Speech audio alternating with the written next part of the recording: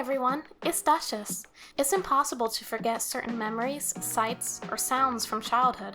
For me, a few moments stand out as truly defining experiences, but none resonate more deeply than the music that plays during the final boss fight with Bowser in Super Mario 64 DS. There's an indescribable sense of dread as I, a little 7 or 8-year-old, come face to face with the sheer might and power of Bowser. The stage was terrifying.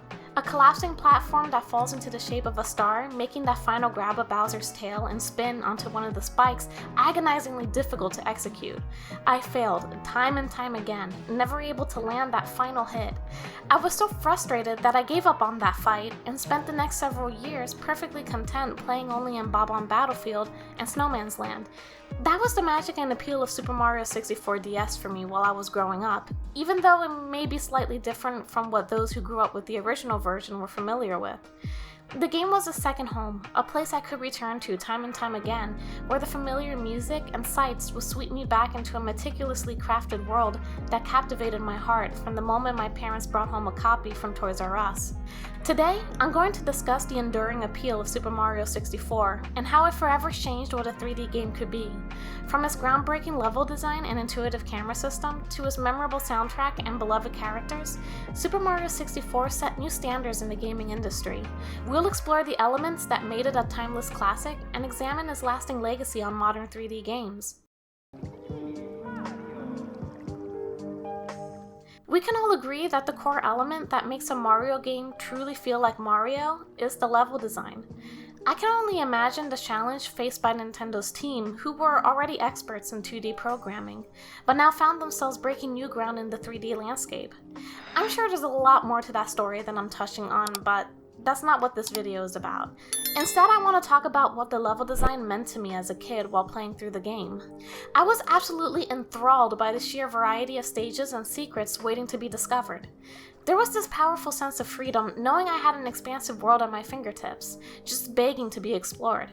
The starting levels were straightforward enough. The linear design of Bob-omb Battlefield worked perfectly as an introduction to the game's mechanics and controls. Then came stages like Snowman's Land and Womp's Fortress, which hinted at the challenges the game could offer. Things started getting trickier once I ventured into levels like Big Boo's Haunt and Hazy Maze Cave. The game had edged out of the easy graphs it initially offered, letting me explore without any hand-holding.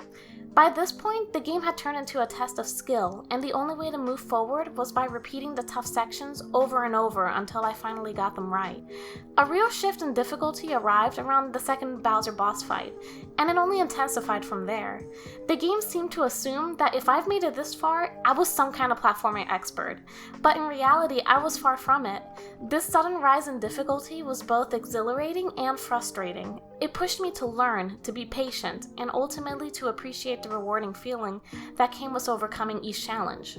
Part of the challenge for me, though, was how difficult it was to maneuver Mario with a camera that I had almost no control over. Maybe it was easier to manage in the original N64 version with its dedicated C buttons for camera control, but the DS version's mapping was clunky to say the least. The DS only had a D-pad, and using it to navigate a 3D world felt like a constant fight against the camera itself. I understand that Super Mario 64's in-game camera was revolutionary for its time, but in the DS adaptation, it often felt more limiting than liberating. This lack of camera control impacted every aspect of the game. Trying to line up jumps, get a good view of enemies, or even see where I was supposed to go could turn into a frustrating struggle. Instead of enhancing the experience, the camera sometimes made it harder to connect with the game's sense of freedom. What was originally intended to be a groundbreaking mechanic became, for me, one of the most challenging aspects of the DS version. Still, I think this camera difficulty added an unexpected layer to my experience. It forced me to learn patience and adjust my playstyle, figuring out how to navigate the game despite these limitations. In a strange way, the clunky cameras became part of the charm, making every victory feel a bit more hard-earned. Most of the time, it was easy to replay the difficult parts of the game over and over because of how comforting and memorable the music is in most stages. Obviously, the final Bowser fight is an exception. Its music still makes me anxious. But every other track in the game has this sense of childlike joy that left an indelible mark on my heart, with each stage's music being so catchy and immersive.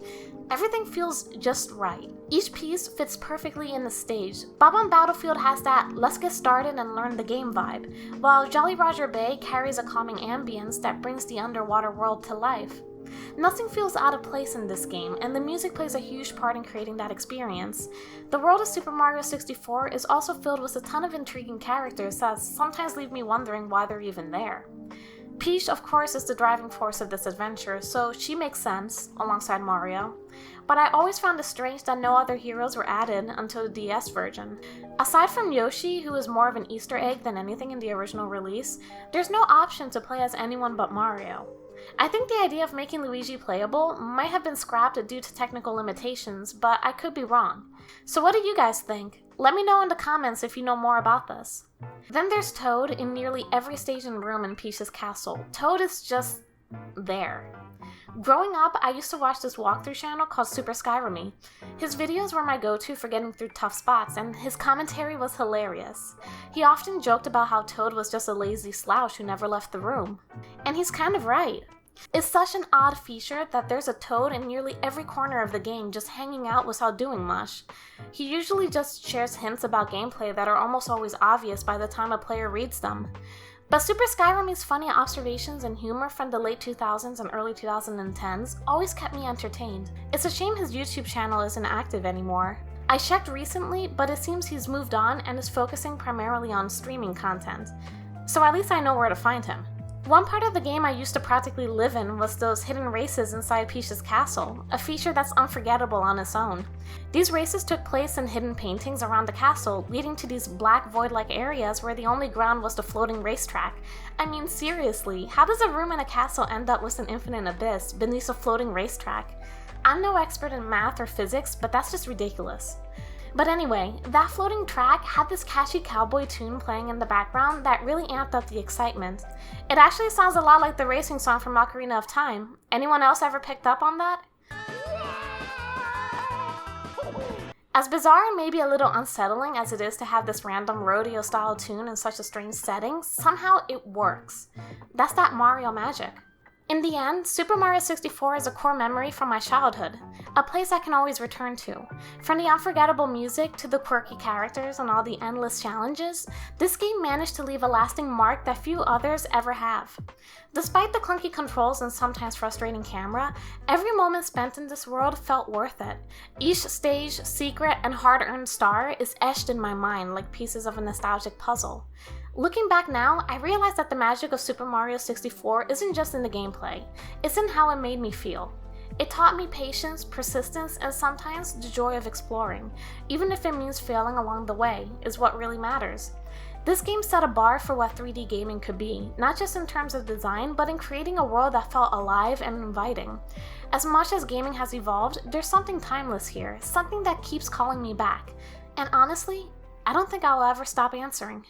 And that's my take on this. Thank you for watching the video. If you're someone who loves exploring the depths of the gaming community, hit that subscribe button below and turn on notifications by clicking the bell icon. See you guys later. Where magic's alive.